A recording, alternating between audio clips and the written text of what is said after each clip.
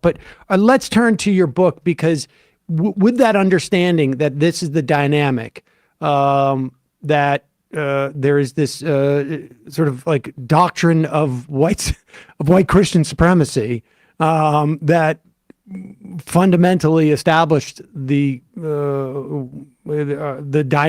fundamental dynamic.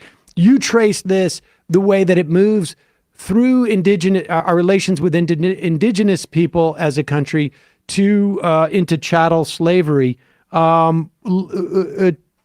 Walk us through that. I mean, you chose three separate, I guess, counties or to look at. The first is Tallahatchie County in Mississippi. And why there?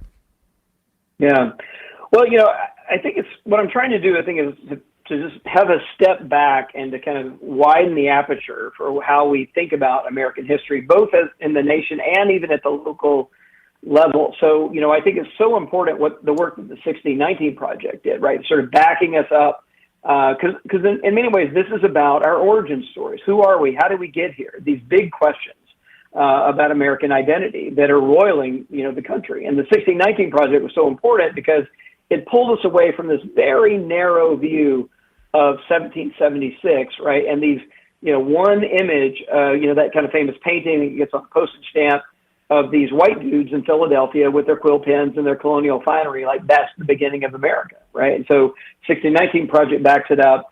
But I think even there, the European interactions with Native Americans are more than a century old by the time 1619 holds around. So I think kind of pulling it back, and then I tried to make this concrete by going to local levels, right? So I'm from Mississippi, so one of the places that I picked was to kind of illustrate how this goes all the way down the ground was Tallahatchie County, Mississippi. This is a county up in the Mississippi Delta.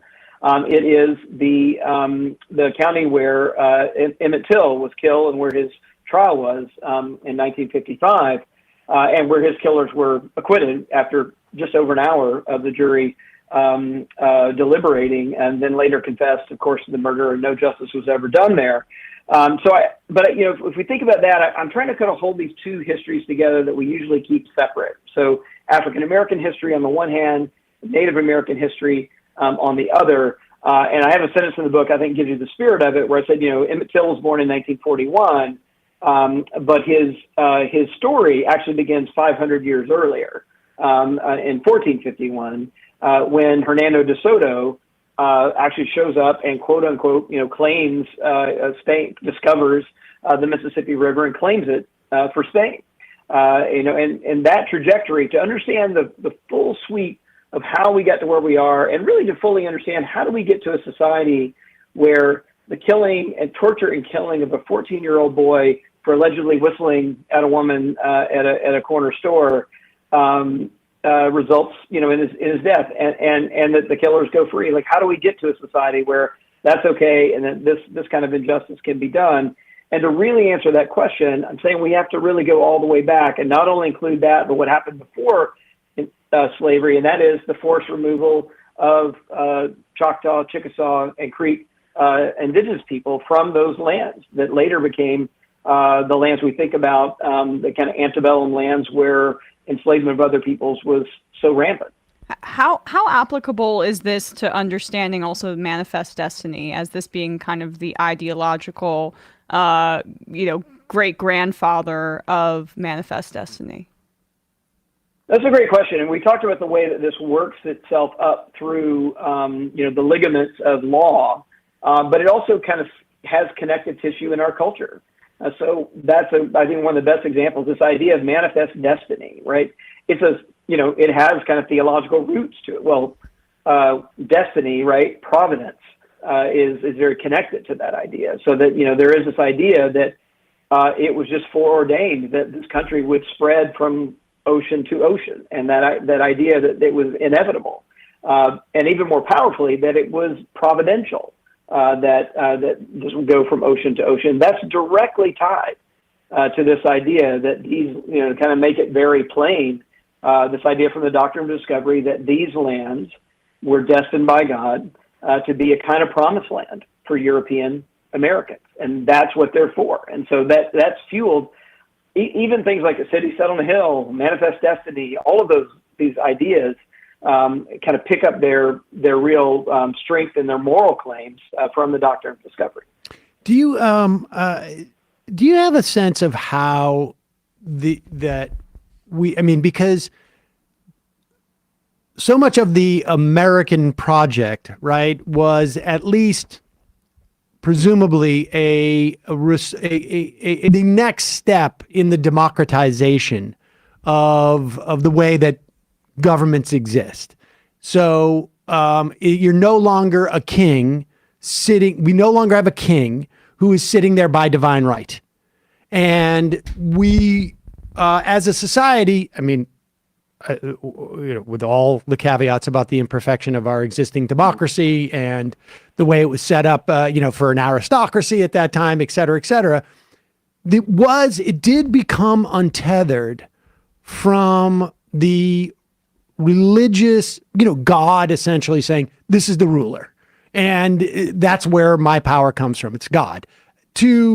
How did this, can you talk about how that dynamic, how this white supremacy dynamic exists, sort of shed from the religious connotations? Because I think it explains so much of our politics, broadly speaking, both the white supremacy elements, but the patriarchy, all of these things seem to have been founded in a Christian thought, in religious thought more broadly, perhaps. But now sort of get laundered into our society without that element. No, I love this question. I mean, the way that I think about it is, you're right. I mean, there was this great achievement of moving away from the divine right of kings, right, to rule by the people, to democracy, trying to bring that into the kind of modern world. And that's so important, right? And something I think as Americans to be proud of, but it didn't come that way cleanly. And in many ways, what happened was we kind of just displaced a divine right of kings to a divine right of European rule, right? So even though it was ruled because if you remember, right, the Constitution, it's not for everybody, right? It's for men who are of European descent who own property, right? That's who that's who it transferred from a divine right of kings to the divine right of this elite aristocracy, really. And that's been broadened over our history. I think that's really important as well, but I think it's worth remembering the contradictions that we brought with it, even as we were moving away from divine right of kings, trying to broaden it. But, and again, it's in if you look at the Declaration of Independence, among the complaints, right, that the white male colonists are making back to the King of England, they mention, they call Native Americans merciless savages in the Declaration of Independence. And they're complaining that the king is supporting slave rebellions among them, right? So this white Christian supremacy is still built even into the complaints that are leveling against the King of England in the Declaration of Independence. And of course, even in the Constitution, again, it's women aren't included in those rights. It explicitly excludes Indians. And that's the word, excluding Indians is actually in the Constitution. Only counted people of African descent, right, as 3/5 of a person, and then only to accrue to the power of white men, not to themselves. So I think the power of telling the story and kind of backing up and seeing this connective tissue and seeing the story this way is to see that, yes, these are great achievements, the Constitution, the Declaration of Independence, democracy, but they came with them, built into them, contradictions, right, that we're still kind of weeding out. Well, I don't want to belabor this too much, but it feels like on some level the God juice, right, that gave you the sort of the power to be king was sort of transferred when we got to this country to money, or really more specifically property. Because when we talk about all of this, the notion of property rights and the accumulation of property and the accumulation of wealth are built into all of this, right? It's like a chattel slavery. It is, we're taking these lands ultimately to produce more wealth. Women can't own their own property. They are in fact property of their husband. It all like sort of centers around this sort of like a property juice, if you will. And the system is set up so that only one particular type of person has access to this property. But because they have, and we still see that today, it seems to me on the right, property values sort of exist like God exists. You know, at one point we decide it's there, and then that's property rights are inalienable.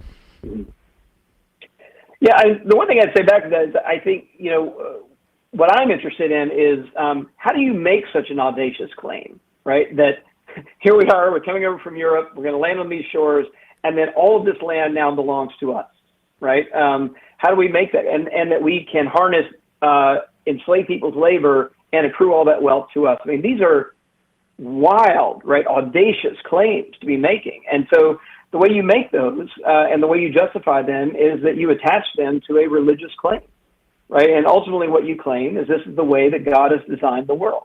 That is the ultimate, right, and kind of moral justification. If you can assert that, look, you know, we didn't make the rules, God made the rules, and God set up these hierarchies this way, and we just happen to be at the top of the pyramid. But you know, it's not us; it's God. If you want to take it up, and in fact, that's the way that anti-abolitionist arguments went in the U.S. You know, made exactly those kinds of claims, and it's exactly what the documents do that displace Native Americans and make claims to those lands.